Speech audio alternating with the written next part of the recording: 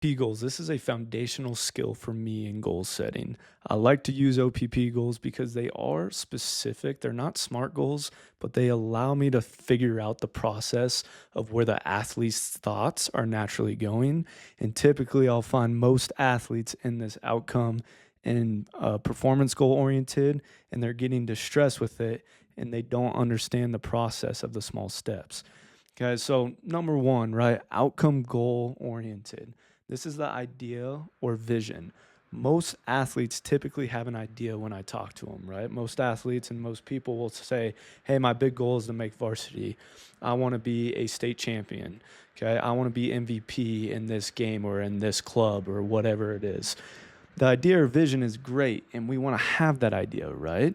But when we're constantly focused on that, we forget how much skill development comes to get to that level. And especially if you're in a team environment compared to an individual sport, right? Then what happens is coaches harp on these performance goals. So we find the action in the metrics. So now we relate our results off of stats, right? If I want to become the best safety in the state, I'm looking for this many interceptions, this many tackles, this many pass breakups. Now we're very statistically oriented. The problem that I see, right, is same ideas. Our thoughts are causing distress because we're only focused on these stats and we're getting harped on, whether it's parents, family, friends, everything to achieve those. Now, results is very important. You should work towards results. Where we struggle is the process. And the process is not always on our time, but on a different time frame within skill development.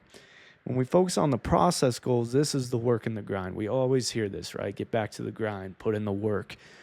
But it is important when we talk about confidence, okay? Athletes who are lacking confidence, self esteem issues.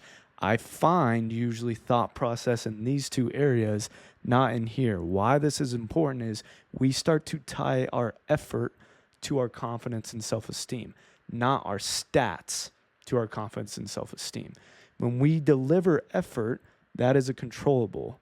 These are uncontrollables. When we can control our fate, then we start to get to skill acquisition, skill development. That leads us to the metrics. That leads us to the vision and the idea. If I'm very precise on this vision and the breakdown and the system of this, naturally, this is going to come with it. So I like to work the OPP goals. I think it's a great foundational technique for athletes.